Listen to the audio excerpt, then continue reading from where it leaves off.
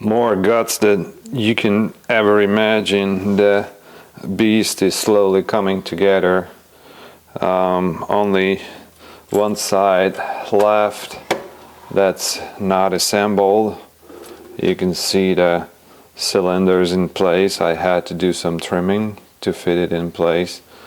I also have the load cells. The load cells are calibrated and wired up, and here's the crankshaft. You can see it's moving.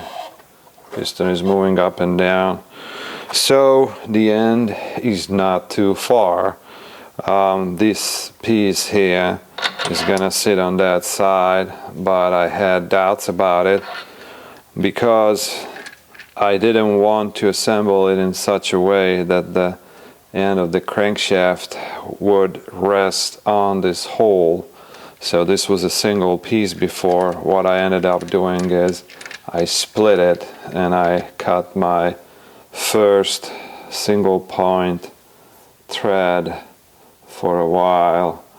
This aluminum stock that I had is real gummy, so that represented an extra challenge to cut those single point threads, but nonetheless these two parts are ready to use. And this is absolutely not a standard thread. First I did a 17mm ID thread, then I realized that this hole has to be through for my shim to work, so when I assemble it I can pull the shim out this way once I tighten the bolts, and I guarantee that there's gonna be a gap between this guy, this bore, and the shaft. So then I went to 18mm threads, and on my lathe I can only cut English size, so this is an 18mm 24 TPI thread, and it took some doing, but at the end of the day it goes together and it kind of works. It's not something I'm proud of. I mean, this is not a nice machinist cut thread in any means, but I'm not a machinist. Okay, I'm trying to become one. Let's put it this way. So here's the new plate that I machined. This will go on like so. This guy will be on the inside, bolted in, and then I can feed in the oil for the crankshaft from this side. Well, a bunch of little odds and ends were fixed. The left side is completely sealed, and I just put the cover on, and I just want to fill it up with oil now. Well, fill to a certain depth and see if there's any leakage. This one is an M6 thread. I might go and drill a hole in this and then put the pipe in, and then this end I'm going to turn down so it will feed the oil directly into the crankshaft. Here on this side I installed the drain, and there's a drain pipe, there's a catcher here so that the pipe wouldn't fall down and then spill the oil. And I got some high mileage Castrol oil here going on, and this is from a previous project. Just gotta make sure, clean the stuff off of it so it doesn't go into the oil circuit. It's nice and shiny, and here goes nothing. Oil smells good, so I'm just gonna go and drain, pour in a little bit of it, and I installed this on a pan, and fingers crossed. I actually don't have a plan on leakage. If the oil leaks out, I don't know what I'm gonna do about it. It looks like The oil is entering down here in the pipe. That small pipe there, there's oil in it. Pretty sure if I apply some vacuum here, that would suck the oil out. But 30 seconds into it, I don't see any leakage so far. Now remember that the whole thing is being held together by this guy here. So this is just some no-name gasket sealer that I bought. There are big copper washers like this one to seal the bottom of the load cells. So soft copper against soft aluminum against stainless, and some kind of tough bolts, a lot of torque. So here you can see that the oil climbed up into this pipe here, so I can use that as a drain. But all around the bottom there's no leaks so far, so hoping for the best. That box right there looks dark blue. Looks like it's royal blue, but it's purple. I swear it is purple. It's probably the lighting inside. Here's what I got so far. Mounted the box down to the good old Bridgeport, and got these strap clamps. Hopefully they will hold. Filled with oil to a certain level, and made this whole tab for the cover so I can remove the cover easily. You can see there's oil inside. I also filled the cylinder with oil, and it wasn't draining off. I also filled the crankshaft bearing with oil. I'm pretty sure all the bearings have oil except maybe this side main bearing, so the drive side main bearing. Wired it up. Here's the controller, it's on. I got two brick power supplies there. This is the speed control, and it's turned on. If I adjust the speed here, you can see immediately it's going into action. This guy is showing the speed. I'm gonna double check that based on the signal, so I can go up and adjust to, like, let's say 1,000 RPMs. It's a little off. It's really hard to adjust it properly. I would need more like a micro adjustable potentiometer for that, but as far as it stays constant, I'm fine with that. So you can see right now it's running 1,010. I need to make some kind of box for this guy because I was looking upside down first, and it's not the same reading. So I got a clamp meter here. I got it up to about 3,500 RPMs, and it cut off. And so these are the AC leads for the motor, so I can clamp on that and see the current. And you can see it's showing pretty high current, 5.6 amps, and that's at 40 volts. So I was also trying to measure it on the DC side. Obviously, there's not much to measure. On the DC side, it's not showing because all these clamp meters are AC. There's an iron here, and there's some electronics that's measuring it. You can see it's set to 40 amps. So I can go and increase the speed.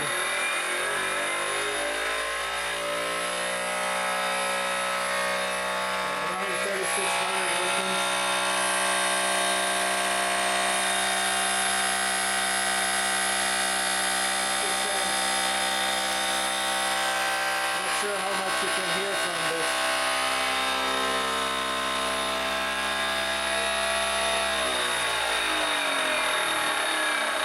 Everything is under control. I might need to go later and reapply some oil to certain areas in the bearing, but she's working. Motor's getting hot. The ribs here, the cooling grips, are kind of warm, so it's not much load for the motor. And I was looking at the current going up. It wasn't exceeding 7 amps on the motor, so I'll need to watch. Probably make something more serious than what I have here. This is the original connector from the chainsaw that I use, so I'll have to put those wires together properly so they don't rattle apart. Well, the stage is set, and got everything wired up. There's the controller for the motor, there's a speed sensor, these are the load cells, there's the data acquisition. I filled it up with oil, and it's tied to the good old Bridgeport for the time being. I need to inject some oil and some loving to make sure that the bearings don't run dry.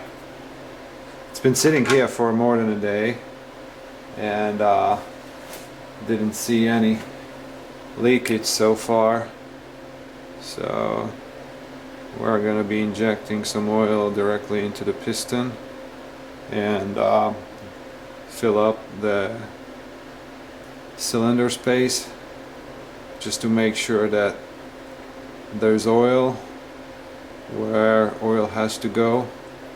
And also this bearing here on the magneto side, don't have access to the bearing on the drive side, so hoping for the best.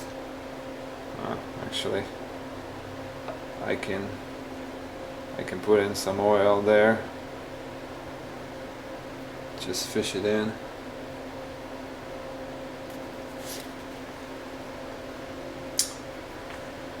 And then once that's done, make sure I put the cover back before this turns into an oil bloodbath.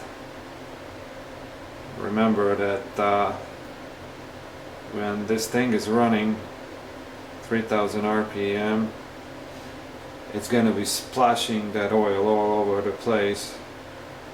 So to prevent that happening, I created this cover, and I'm gonna promptly install the cover.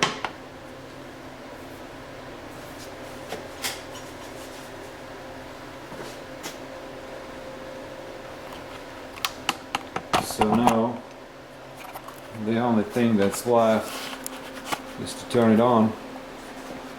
So let's look at the signal first. You can see that this load cell is running about 0 kilos. This load cell is running about -1 kilos, but it's switching. And what I noticed, if I turn the motor, that signal is gonna change, so it will jump up and down between 10 kilos. I think it might be just some kind of stiction, or maybe the shaft is not straight. So what we're gonna do is turn this thing on, and then go ahead and spin it up. So we got 600, got 700 going. Now we can go and reset the channel. Okay, so 10 volts, we're looking at 506, so I'm gonna put 5 volts here, 250, and then -5 volts and minus 250.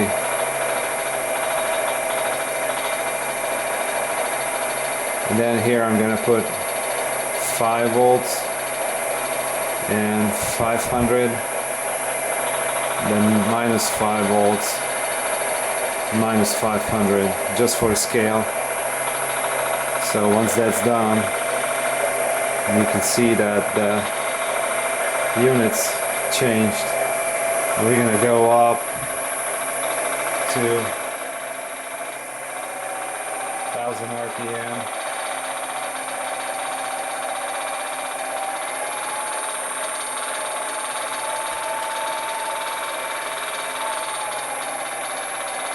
It's real touchy. So running 1000 RPM right now. That's what you can see inside. I think the load on the bearings might be coming from the coupling being too stiff, and those shafts are not aligned. There's a little misalignment between the shafts, and that might be causing that extra force on the bearing. Nonetheless, it's running. It's relatively quiet. So 998 RPM. We're gonna go and do some recording. So right here, we're gonna give it about 1500 kilobytes that adjust the time. And we are recording now. So it's really hard to see because of the scale. The forces are not really high, and we're only running 2-3 kilos at 1000 RPM. So what I'm gonna do is I'm gonna crank up the speed and try to adjust to 2000 RPM.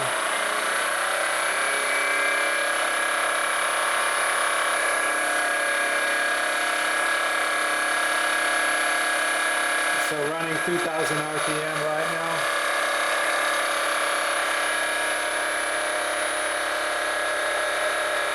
Don't like that signal.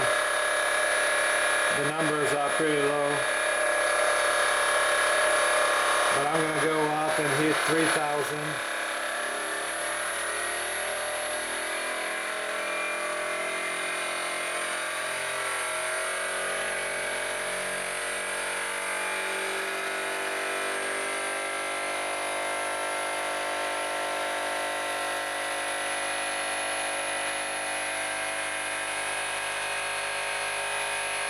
There we go, 3000 RPM. So that should be appropriate. Come back to 0. We're back and rolling. A couple things I forgot to adjust. One was the sample rate, which was just 100 samples. So that's why the waveform wasn't there. So I set it to 10 kilohertz. You can go and do edit and sample rate. So running 10,000 samples per second. So I can do actually 30,000 with 2 channels, as you see. So right now running 1000 RPM, and you can see the waveform. It looks reasonable. So we're gonna go file, 1500 kilobytes. Looks reasonable, and we are recording. This shows the storage here, so you can see it 14-15%. We're gonna go up to 2000 RPM.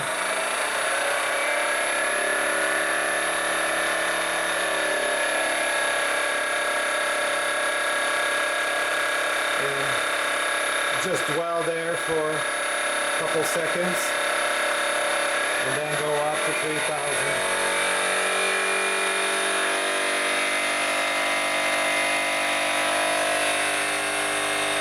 There you go, 3000.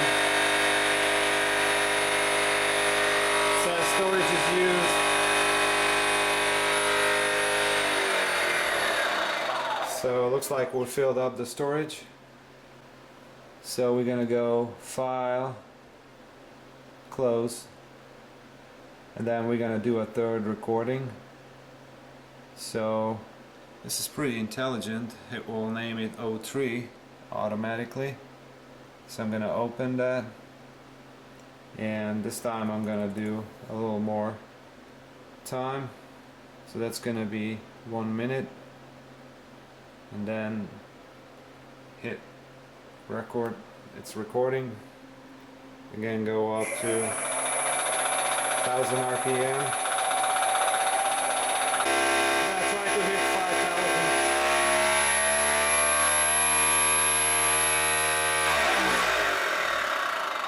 Well, I tried to hit 5000. Looks like it was too much current for the two power supplies. So again, I'm using these brick power supplies. They're not extremely hot, they're not even lukewarm, but that's just how much they can do. Heat sinks are not hot. Right there's the heat sink for the motor controller, and motor is not hot. So it looks like I need to go and measure the current if I want to go higher than 4000 RPM and get some kind of battery power, 40 volts, to power the control motor, the drive motor. Here you can see the traces from the first recording. This is in Excel, and I need to limit the size of the file and the timing. You can see this is 383,000 lines of data from that recording. So again, I'm recording at 10 kilohertz on 2 channels, so that buffer is gonna fill up really fast.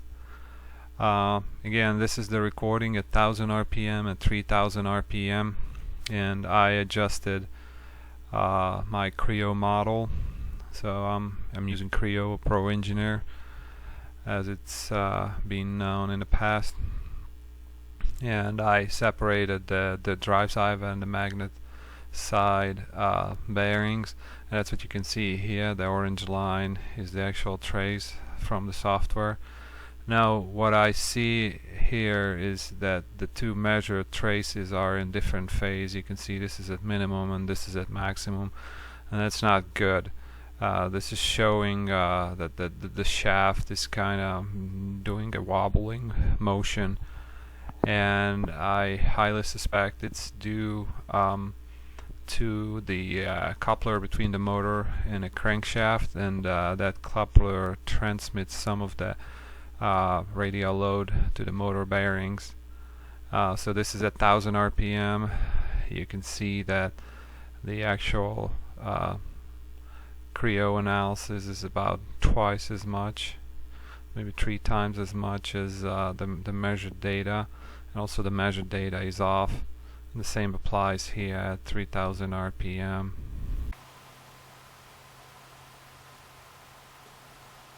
Scavenger hunt. Trying to find the part I'm looking for. It's right there in front of me. Got 2 of these couplings. This is the one that I used for the test, and this is too stiff. So if you look in this axial direction and applying force, it is really stiff. And I found another one. This is 3/8 by 3/8. It's about 2 inches long, so it would be a perfect candidate to fit in there, but it is just as stiff as the other one. Maybe a little more compliant. Here's the motor. Took the motor out. The main problem is that load cell on the bearing is not picking up the entire force that the piston is exerting on it, and some of that force is being transferred through the coupling to the motor. So now I need to get a different type of coupling. I think the other problem is that this end of the shaft, the drive end of the shaft, might be touching inside this housing here, and there might just be I don't believe it's oil film. I think it's touching, and it's this is acting as a support, so I'm not getting the full load on the load cells. So I compared some of the data that I recorded, and it's well below what the analysis shown. Actually, the forces that I'm recording are really low. I double checked the setup in the data acquisition system. Everything looked good, so need to figure out what's going on. New day, new setup. Didn't like the way the old measurement was. Think I screwed up something in the software, and I wanted to prevent that happening again. So what I did is remove this plate and board this guy up. So there's a 1.5 millimeter clearance between the inside hole and the shaft, and you can see the shaft is hollow. And what I come up with is made this rod, and did some hand calculations, so the rod is going to fit in here like so, and this distance here from the ring to the stack up here is controlled. It's 250 millimeters. And then I have a dead weight here, 7.64 kilos with the hook, so I can hook that up here and basically calibrate my setup. So here you can see that it shows 2 kilos on channel 1 and 2.5 on channel 2.